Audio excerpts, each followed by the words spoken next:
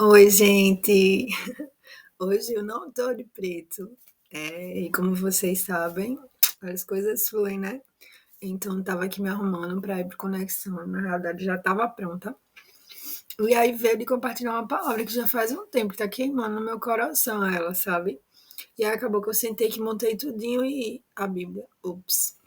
Mas é um texto que tá lá em Isaías 6, né? Muito conhecido, que fala da história de Isaías quando ele teve um encontro, assim, né?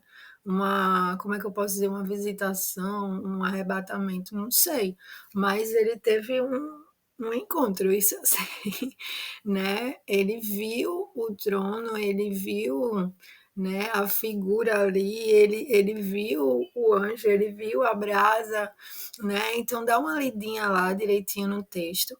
Minha voz tá coisada. Destrincha ele direitinho, que eu acredito que Deus vai trazer algo pessoal para você, sabe? Mas uma coisa que veio no meu coração nesse texto é que, tipo assim, Isaías, ele habitava no meio de um povo que não era o povo, né? É muito fácil você dizer, ah, eu sou crente, eu sou cristão dentro da igreja. Mas quando você está fora das quatro paredes, é difícil de você se manter nesse padrão cristão. E eu não estou falando de difícil no sentido de impossível, tá? Eu estou falando de difícil muitas vezes no sentido de afronta, no sentido de injustiça. Eu não estou falando só de pecado, de defraudação, enfim, de todas essas coisas. Vocês já sabem que geralmente são focadas e outras coisas não são. Mas eu tô falando no sentido de injustiça mesmo, sabe? De coisas que acontecem, que muitas vezes nós somos perseguidos porque somos cristãos. Eu sei que isso não tem muito a ver com o texto, mas vocês sabem que roda, chega, né? E muitas vezes a gente não entende, sabe? E muitas vezes também sem ter fundamento nenhum. Então, ele habitava no meio desse povo, né? E ele fala assim, né? Eu tenho lábios impuros e eu habito no meio de um povo de impuros lábios. É muito forte isso, porque a partir do momento que Isaías viu, ele reconheceu quem ele era, ele viu que estava dentro dele, né? E quando ele viu a glória, a presença, e a gente lê, a primeira coisa que aparece lá no versículo, na parte, né, do capítulo 6, ele no versículo 1, ele fala assim, no ano em que morreu o rei Uzias. Então eles estavam numa troca de governo, eles estavam numa situação, tipo assim, a gente sabe, de mudança, de transição, de transformação. Existia, entre aspas, uma proximidade, existia esse papel de Isaías como profeta naquele tempo ali, para a geração dele e para aquele lugar. Então, gente, imagina, entre aspas, o caos, a cabeça dele, as coisas que estavam acontecendo, mas foi exatamente nesse momento que Deus se revelou para eles. Vocês têm noção disso?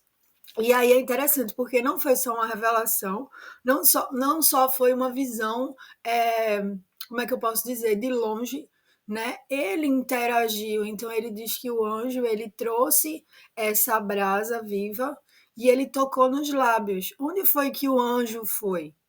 No pecado dele. Onde foi que o anjo foi? Na fragilidade dele. Onde o anjo foi? Na debilidade dele. Quando ele viu e reconheceu, cara, Deus já tinha preparado aquele mover, né? E aí ele toca, e quando ele toca, ele diz que as culpas foram tiradas, né? Então, tipo, ele foi purificado. O coração dele foi sarado e purificado antes mesmo dos lábios dele serem tocados. Por quê? Porque ele reconheceu. Amém? Então, depois disso, ele ouve. É muito forte, porque Isaías fala muito do falar e do ouvir. E depois disso, ele ouve. Ele ouve o quê? Deus perguntando: a quem hei de enviar? Cara, como é que Deus faz tudo aquilo, né? E ele podia chegar no meio da multidão e perguntar assim: gente, aí, tem alguém disponível? A quem hei de enviar? Não.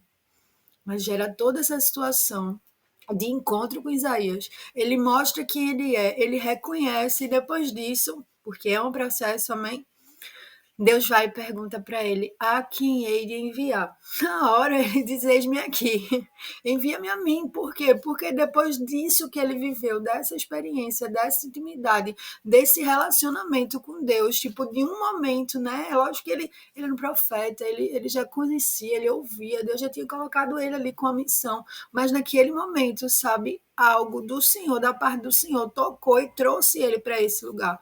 Então eu quero dizer para você que tipo um chamado, ele é específico.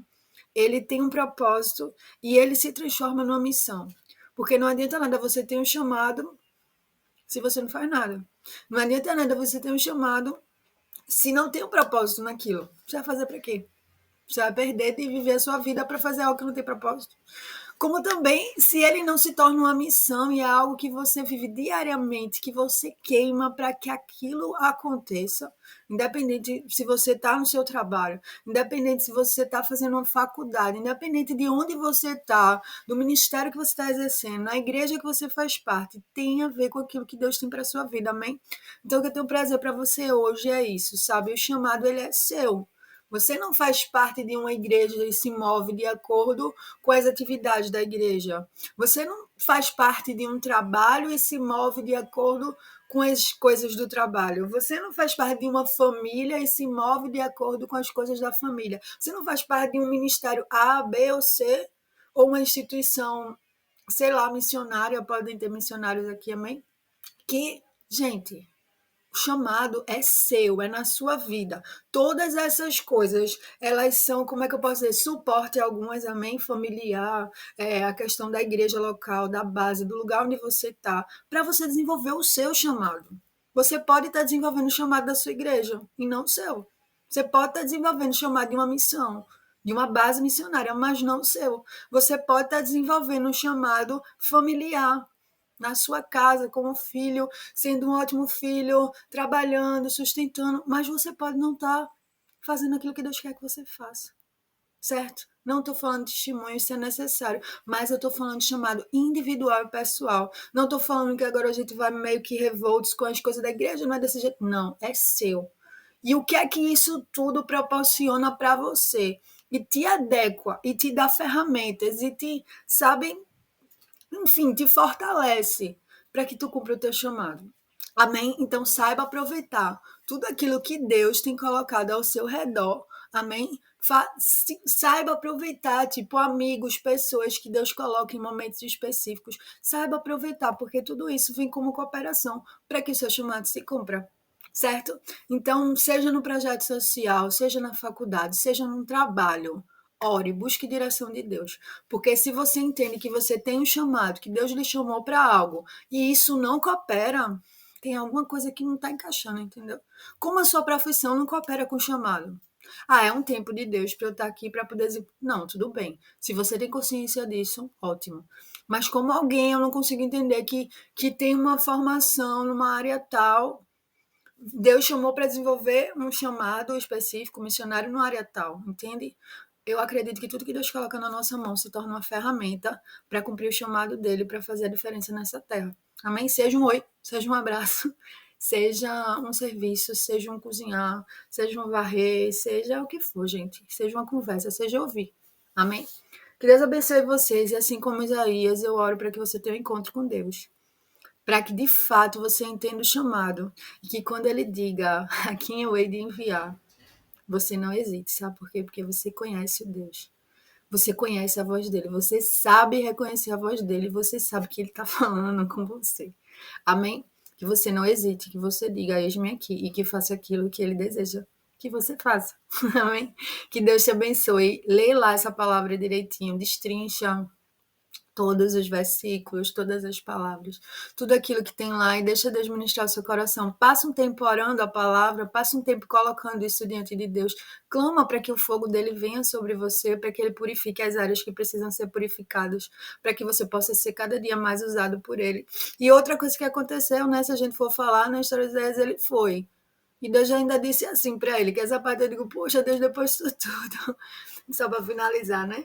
Ele fez assim, vai e fala ao povo, mas eles não vão ouvir você. Poxa, depois disso tudo, desse uau, eu vou falar para o povo, mas o povo não vai me ouvir. Sabe por quê? Porque o chamado de Isaías era falar, não era fazer o povo ouvir. Fica com essa, Deus te abençoe.